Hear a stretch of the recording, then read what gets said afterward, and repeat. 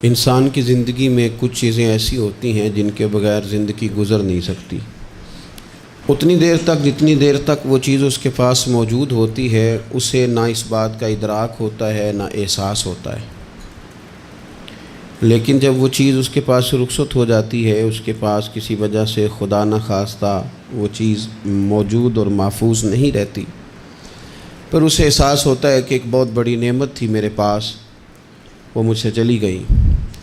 ہماری زندگی کے اندر بہت ساری ایسی چیزیں ہیں کہ اگر وہ ہم سے رخصت ہو جائیں، خدا نہ کرے، تو پھر ہمیں بڑی شدت سے احساس ہوگا کہ یہ نعمت کتنی بڑی ہے۔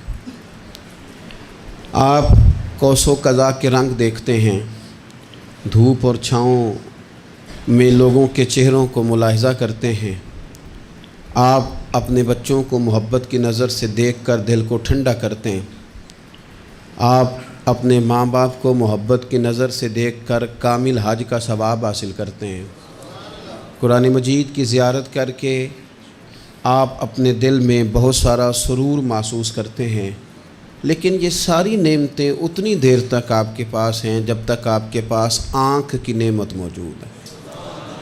اگر یہ رخصت ہو جاتی ہے نا، اگرچہ اتنی ساری نعمتوں میں یہ ایک نعمت ہے، لیکن آپ آنکھ نہیں ہے تو آپ کو تو اپنوں کا احساس بھی نہیں، آپ تو اپنوں کے چہرے بھی دیکھ نہیں پائے۔ کوئی بھی نعمت جو آپ کے پاس ہے، آپ کبھی محسوس کریں کہ اگر اس نعمت کا وجود ہمارے پاس نہ ہوتا تو ہماری کیفیت کیا ہوتی۔ یہ سانس ہے، ہم دو دفعہ سانس کا استعمال کرتے ہیں، ایک دفعہ اندر جاتی ہے اور ایک دفعہ باہر آتی ہے۔ اگر اندر نہ جائے تو بھی مسئلہ ہے، چلی گئی ہے لوٹ کر باہر نہ آئے تو بھی بہت بڑی مشکل ہے۔ تو اس کا اندر اور باہر جانا یہ زندگی کا احساس ہے۔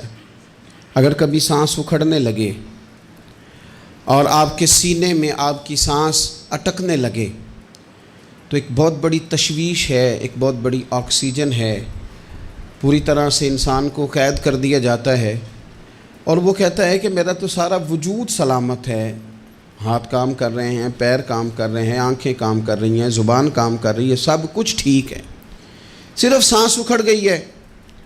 تو انسان محسوس کرتا ہے کہ یہ ساری چیزیں سلامت ہونے کے باوجود میرے کسی کام کی نہیں۔ آپ کے پاس جتنی بھی نعمتیں ہیں ان کو اگر آپ شمار کریں تو کبھی آپ کہیں گے کہ ساری نعمتوں میں آنکھ زیادہ ضروری ہے، کبھی کہیں گے کان زیادہ ضروری ہے، کبھی کہیں گے زبان زیادہ ضروری ہے، کبھی کہیں گے دل زیادہ ضروری ہے، کبھی کہیں گے روح زیادہ ضروری ہے، لیکن میں آپ سے عرض کروں ان ساری چیزوں کے بغیر گزارا ہو سکتا ہے، رسول کائنات کی غلامی کے بغیر گزارا نہیں ہوتا۔ کیوں؟ اس لیے کہ اگر حضور کی شفقت نہ ہو، نبی پاک علیہ السلام کی رحمت نہ ہو، وہ ابن القیم نے ایک جگہ پہ کہا تھا کہ یہ حضور نے ہمیں انسان بنایا ہے، یہ نبی پاک علیہ السلام نے انسانیت کے اسباق پڑھائے ہیں، اخلاقی رویے کیا ہوتے ہیں حضور نے بتلائے ہیں، اگر حضور کا کرم نہ ہوتا تو انسان ایک دوسرے کو کاٹ کے کھاتا۔ یہ حضور نے بتلایا ہے کہ تم نے کس طرح زندگی کو گزارنا ہے۔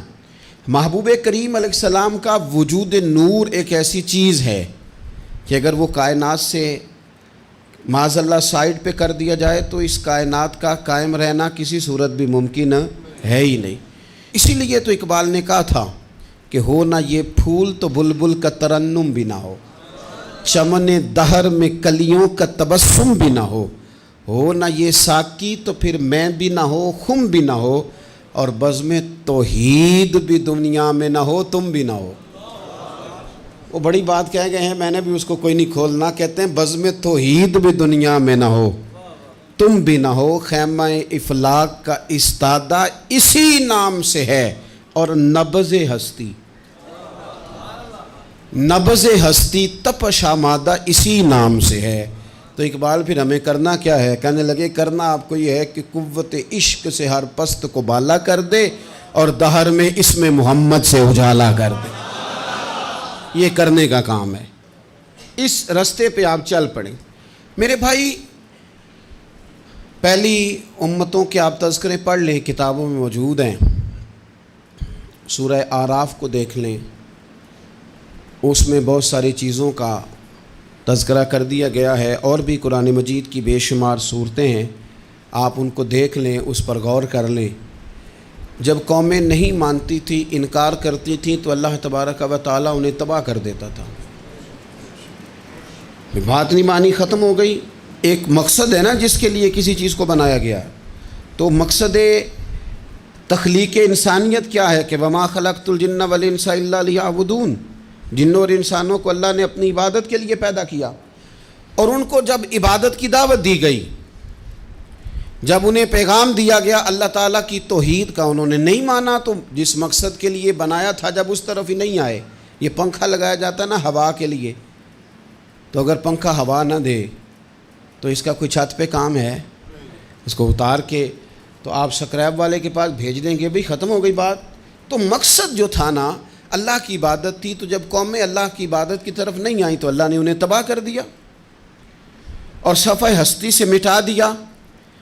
اللہ تعالیٰ کے پیارے محبوب علیہ السلام نے کفار مکہ کو، قریش کو، عالم عرب کو، عالم انسانیت کو دعوت دی، وداعیا الی اللہ باذنہ وسراجا منیرا۔ اس منصب پر فائز ہو کر حضور نے دعوت دی۔ جب انہوں نے دعوت کا انکار کیا، حضور نے انہیں عذاب سے ڈرایا، اللہ کے عذاب سے، چونکہ حضور نذیر ہیں۔ انہوں نے یہ کہا کہ اگر آپ کہتے ہیں نا کہ ہم پر عذاب آئے گا تو پھر آپ وہ عذاب لے آئیں، ہم پہ آئے۔ جب کوئی آدمی منہ سے تباہی مانگے، جب کوئی شخص اپنے منہ سے یہ کہے کہ کر لیں جو ہوتا ہے معاذ اللہ، تو اگر تو سامنے والا کمزور ہو تو شاید وہ کچھ نہ کر سکے، لیکن یاد رکھنا کئی دفعہ کمزور ہوتا ہے تو کچھ نہیں کرتا، تو کئی دفعہ مہربان بڑا ہوتا ہے، رحمان اور رحیم کئی دفعہ کرم نوازی کرتا ہے۔ جب انہوں نے کہا نا کہ لائیں وہ عذاب ہے محبوب جس کا آپ وعدہ کرتے ہیں، تو اللہ نے کیا فرمایا؟ فرمایا وما کان اللہ لیعذبہم وانت فیہم۔ محبوب رب کی یہ شان ہی نہیں کہ انہیں عذاب دے، کیوں؟ اس لیے کہ آپ ان کے درمیان موجود ہیں۔ اے محبوب علیہ السلام، اللہ کی یہ شان نہیں کہ انہیں عذاب دے اس حال میں کہ آپ ان کے درمیان موجود ہیں۔ آپ میری بات کو سمجھیں گے، غور کریں گے کہ کافروں کے درمیان اگر حضور موجود ہوں تو عذاب نہیں آتا، تو قیامت میں جب حضور مومنوں کے بیچ موجود ہوں گے، مجھے کہہ لینے دو نا کہ اساں جے ہاں گناہیاں دا جدوں اعمال نامہ پھرول ہوئے، پھر ذرے ذرے نے سامنے آ جانا ہے، جو جو منہ تھی بولیا بول ہوئے، اساں بھی کول حضور دے بیٹھ رہنا ہے، لکھ عمل ترکڑی تول ہوئے، او دے کولوں بھی رب نے حساب لینا ہے جیڑا بیٹھا ہی محمد دے کول ہو صلی اللہ تعالی علیہ وسلم، او دے کولوں بھی رب نے حساب لینا ہے جیڑا بیٹھا ہی محمد دے کول ہوئے، جس کو کہتے ہیں قیامت حشر، جس کا نام ہے، جس کو کہتے ہیں قیامت حشر، جس کا نام ہے۔ تیرے دیوانوں کے لیے وہ دن تو جشن عام ہے، زیارت ہوگی نا حضور کی، تیرے دیوانوں کے لیے وہ دن تو جشن۔ اور ایک شاعر نے اور بات کھول دی، کہنے لگا ہر نظر کانپ اٹھے گی محشر کے دن، خوف سے ہر کلیجہ دہل جائے گا۔ اچھا جی پھر کیا ہوگا؟ ہر نظر کانپ اٹھے گی محشر کے دن، آنکھیں پھڑ پھڑائیں گی، کانپیں گی اور کلیجے پھٹیں گے۔ منظر ہی ایسا ہوگا، انسان اپنے پسینے میں ڈبکیاں کھا رہا ہے، حساب کا وقت آ گیا ہے اور سورج سوا نیزے پہ ہے، زمین دہک رہی ہے، تو کہنے لگے ہر نظر کانپ اٹھے گی محشر کے دن، خوف سے ہر کلیجہ دہل جائے گا، پھر اوڑھ کر کالی کملی وہ آ جائیں گے، پھر اوڑھ کر کالی کملی وہ آ جائیں گے، پھر اوڑھ کر کالی کملی وہ آ جائیں گے، ہر نظر کانپ اٹھے گی محشر کے دن، خوف سے ہر کلیجہ دہل جائے گا، پھر اوڑھ کر کالی کملی وہ آ جائیں گے، سارے محشر کا نقشہ بدل جائے گا۔ میرے عزیز، حضور کے بغیر گزارا، نبی کریم کے بغیر کوئی چارہ، ہمارا کوئی سہارا ہی نہیں حضور کے بغیر، ہم کدھر جائیں سوائے محبوب کے۔ اس لیے نا صحابہ اس بات پر مطلع ہو گئے تھے، وہ نا بڑی بڑی دھیمی دھیمی باتیں پوچھتے رہتے تھے، اطلاع مل گئی تھی نا کہ اصل کرنا کیا ہے، تو جو رازدار لوگ ہوتے ہیں نا وہ پھر دھیمے دھیمے راز کی باتیں کرتے ہیں، حضرت انس بن مالک حضور کے خادم تھے، اماں نے دے دیا تھا حضور کی بارگاہ میں، کہتے ہیں میں 10 سال مدینے میں حضور کی نوکری کرتا رہا، تو قریب سے دیکھا تھا نا سارا کچھ، بہت ساری احادیث ان سے مروی ہیں، بڑی چیزوں کو دیکھا تھا، تو ہم سیاڑے ہو گئے، باتیں سمجھ گئے، قریب رہنے والے لوگ تو قربان پچھانن والے ہیں، تو گل جان گئے گل کھول دے نہیں، تو قریب پہنچ گئے تھے نا، تو سمجھ آ گئی تھی بات کی۔ تو ترمذی میں موجود ہے، ایک دن حضور سے پوچھتے ہیں یا رسول اللہ قیامت والے دن آپ کو کہاں تلاش کروں؟ یعنی حضور علیہ السلام سے پوچھتے ہیں حضور میں نا قیامت والے دن، بھئی بات تو یہ نا کہ اعمال ٹھیک کیا جائے، معاملات پر توجہ دی جائے، عبادات کا خیال کیا جائے، جو ہمارے ذمے ڈیوٹیاں ہیں وہ پوری کی جائیں، تو وہ کہتے ہیں حضور وہ قیامت والے دن کہاں تلاش کروں؟ تو حضور نے بھی نہیں فرمایا کہ تو اعمال ٹھیک کر، مجھے ڈھونڈنے کی کیا ضرورت ہے، کہاں ڈھونڈوں؟ تو حضور فرمانے لگے مسکرا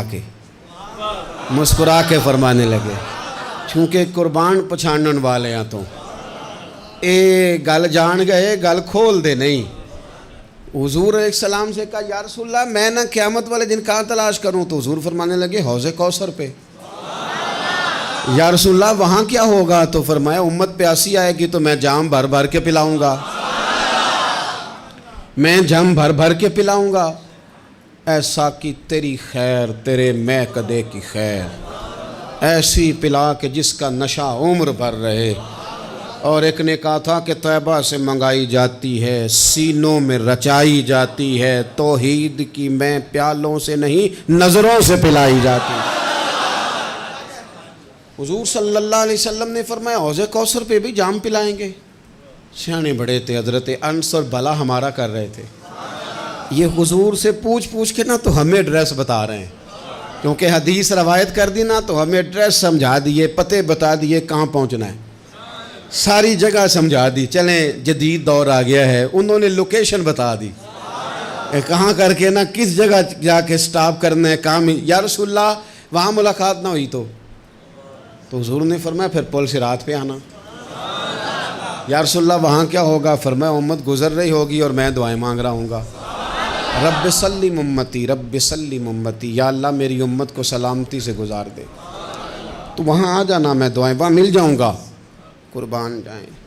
فاضل بریلوی بول پڑے، کہنے لگے خدا کی رضا چاہتے ہیں دو عالم، خدا چاہتا ہے رضائے محمد، اجابت کا جوڑا عنایت کا سہرا، دلہن بن کے نکلی دعائے محمد، اجابت نے جھک کر گلے سے لگایا بڑی ناز سے جب دعائے محمد، رضا اب پل سے وجد کرتے گزریے کہ ہے رب سلم دعائے محمد صلی اللہ علیہ وسلم۔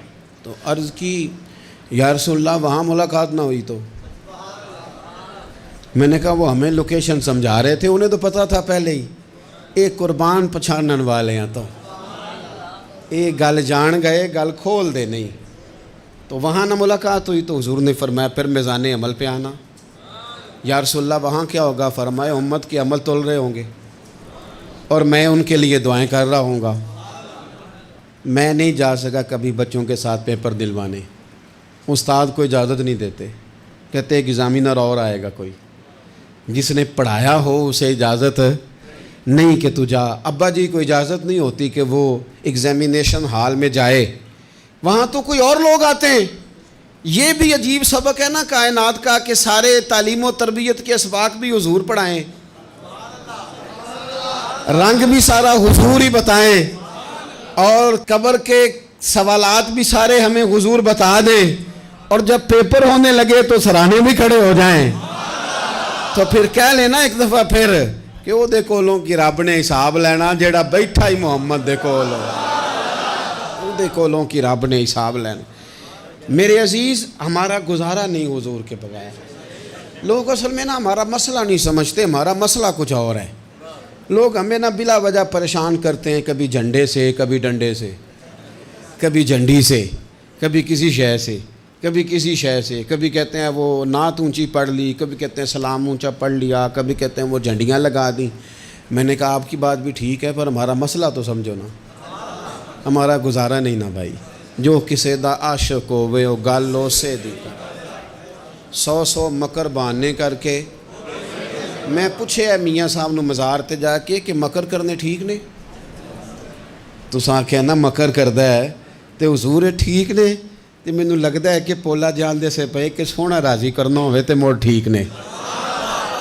حضور نے ایک دن کہا تھا، حضرت ابو سعید خدری نے کہا یا رسول اللہ، آپ قرآن پاک کی تلاوت کر رہے تھے، قرآن پاک بڑا سونا پڑھتے تھے نا، تو نبی کریم نے سن لیا، اب کیا کریں، دلیل دیں گے تو بات مضبوط ہو جائے گی۔ حضور نے سن لیا تو بعد میں فرمایا ابو سعید تو بڑا سونا قرآن پڑھتا ہے، رب کے علاوہ کسی کو دکھا کے عبادت کرنی جائز ہے؟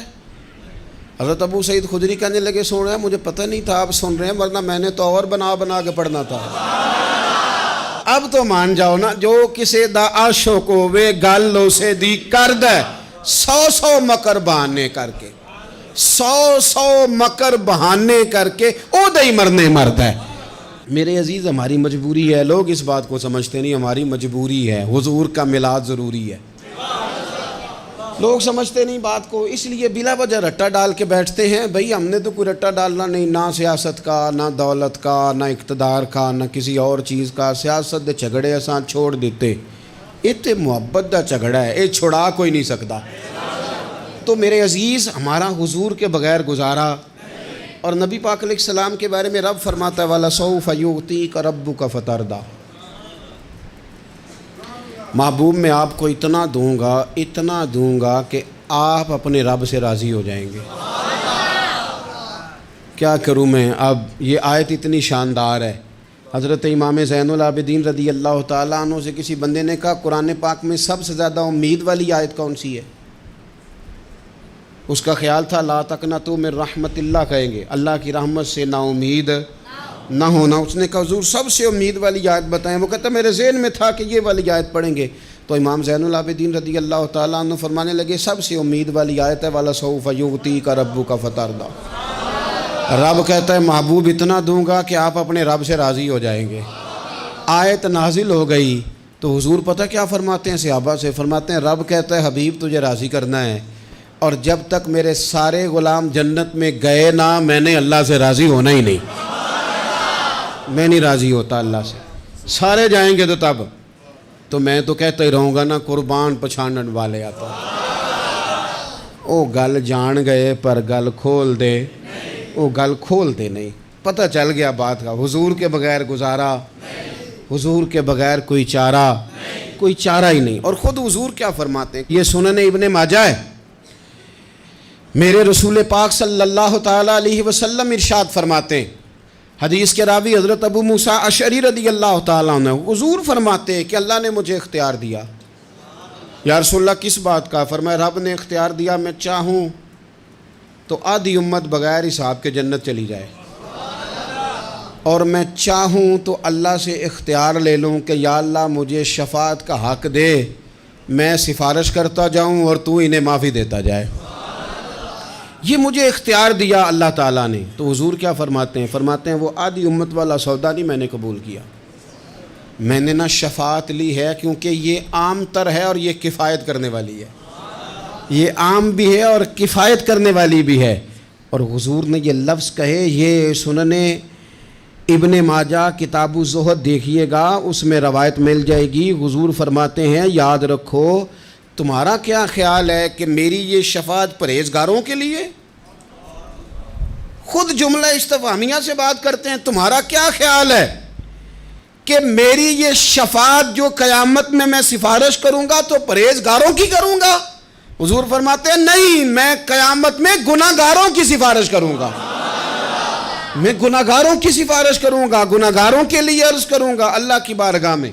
کچھ دن پہلے میں کہیں پڑھ رہا تھا کسی کا مضمون، اس نے تشبیہ کس طرح کی دی ہے مجھے پتہ نہیں، لیکن لکھ دی بات، کہنے لگے ایک وکیل ہوتا ہے ایک شفیع ہوتا ہے، ایک وکیل ہوتا ہے ایک، حضور وکیل نہیں ہمارے، حضور ہمارے شفیع ہیں، شفاعت کرنے والے ہیں۔ وکیل یہ کہتا ہے جج صاحب سے کہ یہ جس کا میں وکیل ہوں نا اس نے نا غلطی کوئی نہیں کی، اسے معاف کر دیں۔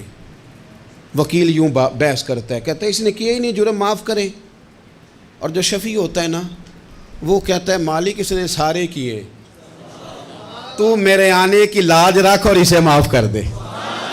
یہ وکیل اور شفیع کا یہ فرق ہوتا ہے کہ شفیع کہتا ہے سونے سارے کیے ہیں، بڑے بڑے پاپ کیے ہیں، پر میں جو آ گیا ہوں تو مہربانی کرنا معافی دے دے۔ میرے عزیز، حضور کے بغیر کہیں بھی گزارا نہیں ہے۔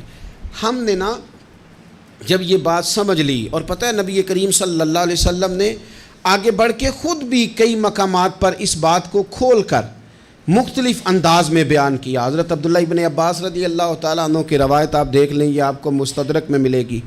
حضور صلی اللہ علیہ وسلم فرماتے ہیں قیامت کے دن اللہ تعالیٰ انبیاء کے لیے نور کے ممبر بچھائے گا، ہر نبی ممبر پہ بیٹھ جائے گا، ہر پیغمبر علیہ السلام اپنے ممبر پہ جلوہ فروز ہو جائیں گے، ہر پیغمبر۔ لیکن حضور فرماتے ہیں میرا ممبر خالی ہوگا۔